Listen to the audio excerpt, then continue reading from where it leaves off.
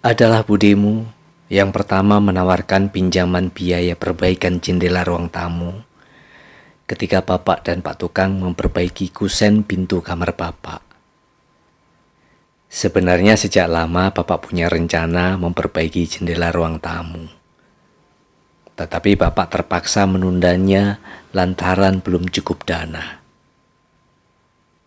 Terpikir sebelum Lebaran tahun ini, persoalan jendela itu harus sudah beres. Bapak tak berani ambil risiko kalau harus mengutak-atik tabungan yang tidak banyak jumlahnya. Bapak meyakini jendela itu tak mengkhawatirkan sampai beberapa bulan ke depan, sambil menunggu tambahan dana untuk memperbaikinya. Budemu menawarkan uang simpanannya untuk dipinjam dalam waktu yang tak terbatas, karena uang itu memang tidak mendesak untuk dipakai. Namun, Bapak menyatakan kepada budemu bahwa pengembalian uang itu benar-benar perlu menunggu Bapak mendapatkan uang dari pengumpulan sebagian gaji Bapak selama beberapa bulan ke depan. Budemu menerima alasan Bapak. Maka jadilah perbaikan jendela ruang tamu akan dilakukan setelah perbaikan kusen pintu kamar Bapak selesai. Sebisa mungkin Bapak merawat rumah peninggalan Mbah Buyut itu, Nak. Rumah itu bukan hanya simbol keberadaan Mbah Buyut pada masa lalu. Lebih dari itu, banyak kenangan yang harus Bapak rawat di dalamnya sebagai wujud rasa syukur. Terlahir di rumah itu, tentu Bapak merasa bahagia.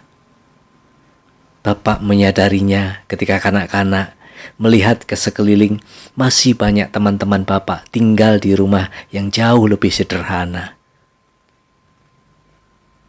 Keberuntungan yang singgah dalam kehidupan Mbah Buyut memungkinkan untuk membangun hunian yang berbeda. Bapak tidak semata-mata bicara tentang kenyamanan dan kebahagiaan terkait tempat tinggal. Bapak tahu, hal itu bukan satu-satunya penentu kebahagiaan seseorang. Rasa syukur Bapak juga karena dengan rumah itu, Bapak dan penghuni lainnya terhindar dari bocor saat hujan dan menjadi lebih hangat lantaran dindingnya terbuat dari batu bata.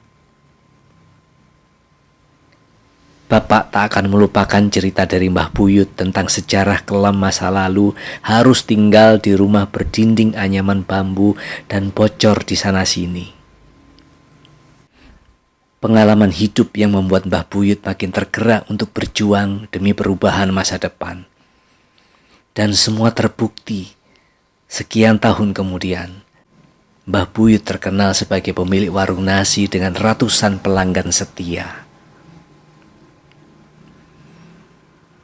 Kembali ke jendela ruang tamu, Nak. Setelah melihat kusen-kusennya telah keropos parah dan tak mungkin diselamatkan, Bapak memutuskan menutup dinding bekas jendela itu dengan beberapa pertimbangan. Kalau harus memaksakan jendela tetap ada, tentu harus menunggu lama untuk bisa seperti sedia kala. Membuat kusen baru pasti butuh waktu, sedangkan dinding tidak bisa lama-lama dibiarkan terbuka. Sementara memang bisa ditutup papan triplex atau sejenisnya. Tetapi selama menunggu kusen jadi dalam waktu yang tak dapat ditentukan, persoalan keamanan dan kenyamanan jelas tak boleh diabaikan. Belum lagi biaya pembuatan kusen jendela yang baru pasti tidak sedikit. Toh, menutup permanen dinding bekas jendela itu tidak berpengaruh apapun. Cahaya dan udara masih bisa didapatkan dari jendela depan. Akhirnya, Bapak mantap memilih beli batu bata, pasir, dan semen. Biayanya relatif murah dan proses penyelesaiannya hanya butuh waktu 2 hari. Lega akhirnya jendela keropos itu hilang, berganti dinding batu bata. Bapak yakin andai Mbah Buyut masih ada, mereka pasti merelakan keputusan Bapak mengenai jendela ruang tamu itu.